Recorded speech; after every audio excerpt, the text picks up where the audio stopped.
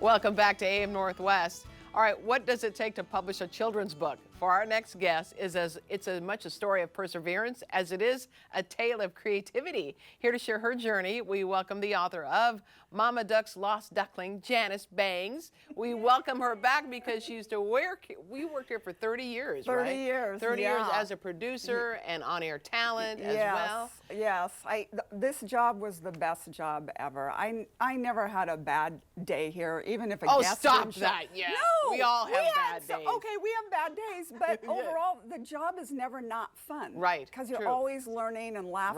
Right. And I always love doing chat with you because you have like the world's best giggle. So it was always my mission when we did chat to try to get Helen to giggle. Well, you can do it. Let's talk about, though, Mama Duck's Lost Duckling. Yes. This story was something that you had in like ruminating for years. 25 years. Yeah. So tell me about it. So I came up with it one night on a long drive home. What for the kids was a long drive home from Vancouver back to West Lynn. Right. And they wanted a story. And so this story came to my head and I told it to them, and then they wanted repeated tellings. And it was actually my mother-in-law who said, "Oh, where did you get that book?" And I said, "Well, it's not a book. I just made that up." And she's like, "Honey, that is so good. You should try to get it out there." Yeah. And I, kind of as we do with parent figures, I kind of poo-pooed that. Yeah. But then I did pursue it, and my mom was encouraging, and I sent it out, and it did get picked up by That's so great. Penguin Putnam, and I signed a contract. And then I don't know, the bottom fell out of the economy in the early aughts, around 2000, and it never got published. So at some point, the rights revert back to the author. And I just was too busy with work and the kids to really pursue it. So during COVID, I was like, okay, if you're gonna try to self-publish Now's the time. Now's the time. So I have been working on it steadily for I love it. 4 years now. It's a great story. So thank you. Let's tell the audience about it. So Mama Duckling loses one of her baby ducks. Yes, it starts out on a farm and she's sitting on her nest waiting for her 10 eggs to hatch. And I have a little refrain in there that says, and she waited and waited and waited, and pretty soon she felt a wiggle, wiggle, wiggle. She heard a crack, crack, crack. She jumps up to look, and the first time through, she counts 9 ducklings. So one of her eggs is missing. So she dashes off through the swamp to find her lost egg.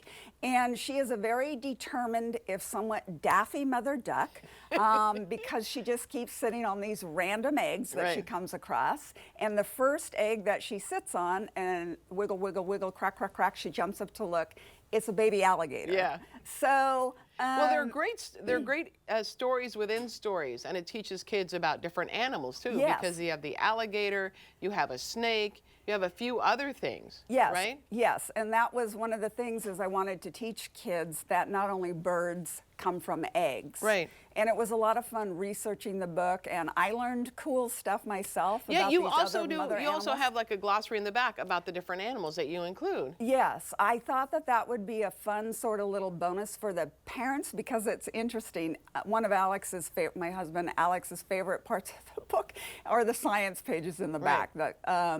Because you learn stuff like an eagle's nest. I asked the kids at story time, do we think it's as big as a toaster, a bicycle, or a car? Right. And I didn't know that they get as big as a car and weigh 4,000 pounds because they come back to the same nest year after year. Wow. So I have little facts like that distributed in the back of the book. Right. And it's dedicated to your son and daughter, Yeah, Sophie and it's Blake. dedicated to Sophie and Blake because I created that story for them, before they had iPads to look at on those long drives.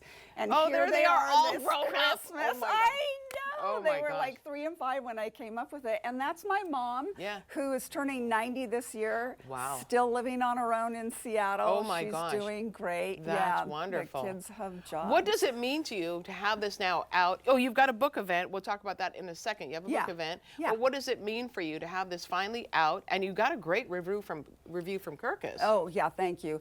I got that review the same day my books arrived on March 9th, and I sat at my desk and I sobbed because 25 years in the Right. making, Yeah. and that was so much validation, as is the fact that kids are asking their parents to read it over and over yeah. again. Well, kids love just makes reputation, all as the, you said. Yeah, it just makes all the pain that Yeah. it went through to get it here worthwhile.